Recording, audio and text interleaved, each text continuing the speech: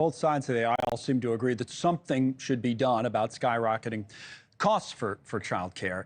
Now, former President Trump was asked about this topic yesterday here in New York. And, you know, it's hard to know what he was talking about in his answer. Here's part of it. Childcare is childcare. It's something you have to have it. In this country, you have to have it. We're going to be taking in trillions of dollars.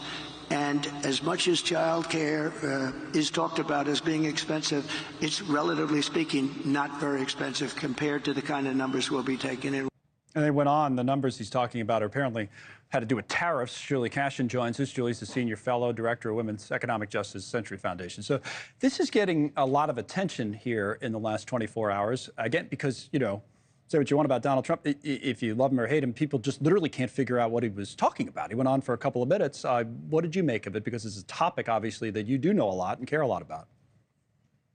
Thank you. Yes. I mean, what I know is that America's parents are totally stressed out about childcare. Either they're breaking the bank to pay for it, or they simply can't find care that meets their family's needs. And so they're relying on piecemeal solutions that make sure that their kids are not getting the care that they need that's safe and nurturing and helping them to learn. And so what I think is that parents deserve leaders who can articulate a strong, strategic, coherent solution to their childcare challenges. And I think we have seen from the Biden-Harris White House, you know, a huge effort around childcare, more money than we've ever seen in the American Rescue Plan for childcare, which meant that millions of children were able to continue to receive care at the height of the pandemic when they needed it most. It meant that providers were able to keep their doors open and families and parents were able to not be stressed.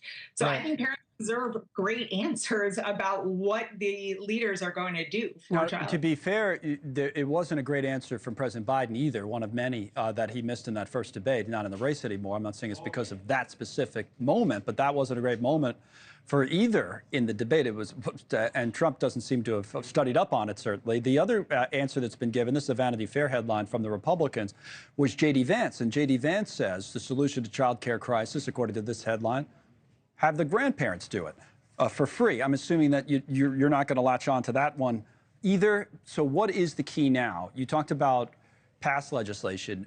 What role does government play going forward?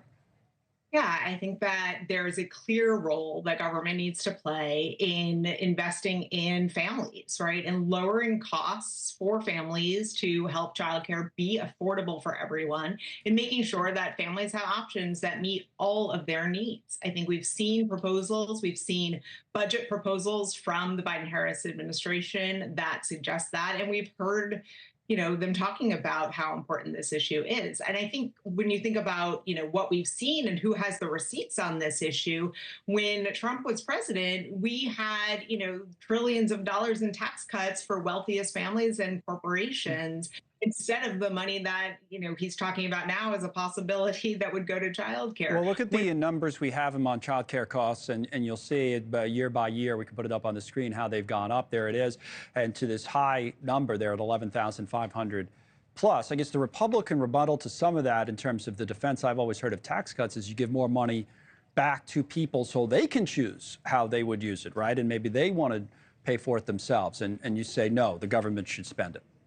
Absolutely, because if you think about K-12 education, that is a system that's already in place, and parents can rely on that so that their kids can, go there and learn. And so instead, we have this DIY system around childcare. Parents can have more money, but if people can't afford to hold those jobs in childcare because they're so low paid, then we're not going to have a system. We're not going to have childcare for people to pay for. So just putting more money into people's pockets doesn't help if you don't have the infrastructure. All right, Julie, good conversation, important topic. Again, I would think it'll come up Tuesday night in some fashion. It did the first time. We appreciate you joining us. You see that? Thanks so much for watching. Just go to joinnn.com to find NewsNation on your television provider. And don't forget to click the red subscribe button below to get more of NewsNation's fact-driven, unbiased coverage.